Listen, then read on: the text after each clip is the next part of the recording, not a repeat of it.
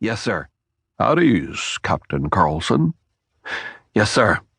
So, how are you today? I'm fine, sir. Thank you. Any problem finding us? Carlson flashed a grin as the men sitting on either side of President Nixon eyed each other uneasily. Carlson figured Nixon was kidding, but he quickly masked his amusement when tiny beads of perspiration broke out on the president's upper lip. No. Apparently Nixon's question had been sincere, and the president suddenly seemed mortified. Carlson had read about Nixon's intensity, but no newspaper article or book could have prepared him for this. No problem finding you at all, sir. This is Mr. Haldeman. Nixon motioned stiffly to the right with his eyes down, apparently still recovering from Carlson's amused reaction. He is the President's Chief of Staff. Carlson had read how awkward Nixon could be in social situations. His superior had warned him about it, too. Yes, sir. And to the left is Mr. Ehrlichman. He is counsel to the President. Nixon had just referred to himself twice in the third person. It was a sign of delusion, Carlson figured. But with the Watergate noose tightening around his neck, perhaps the president needed delusion to stay in control. The president nodded at a chair positioned in front of the desk. Sit down, Captain.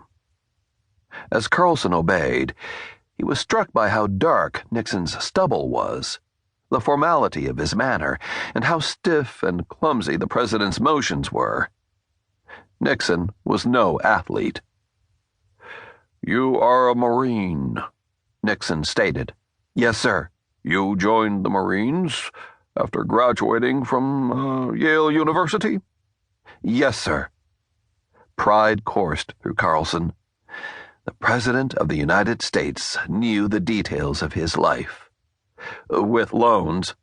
I was a naval officer, lieutenant commander. The physical rigors of boot camp must have been hell for Nixon. He could almost hear the RDC screaming, Yes, sir, I know you. Mr. Haldeman has done a great deal of research on you, Nixon interrupted, gesturing to the right again. He's impressed with your record. We all are.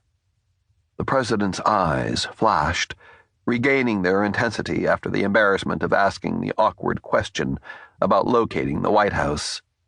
Captain Carlson, we considered thousands of individuals for this mission, and we selected you. Thank you, sir. It seemed strange, but somehow appropriate, that Carlson should show appreciation for what remained an unknown. He'd heard people call Nixon a walking enigma. Now he understood why. Nixon forced a smile to his lips. I'm sure you're wondering why you were ordered to wear civilian clothes today, Captain Carlson. Why would Nixon focus on that? There was a much bigger picture issue lurking in the shadows of this room, like an 800-pound gorilla. Yes, sir, I am. The answer is because you're no longer a Marine. Sir? You were honorably discharged from the Marine Corps this afternoon.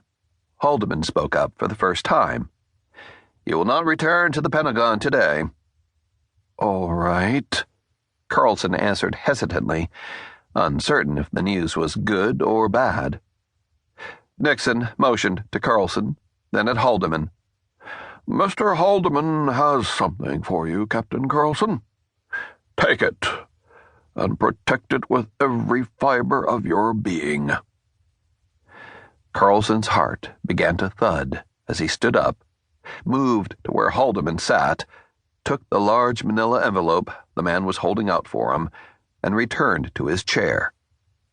He could hear himself breathing deeply as he opened the envelope and pulled out 2 pieces of heavy paper. He was painfully aware of how the papers were shaking in his fingers, even though he held them with both hands. I like it that you're affected,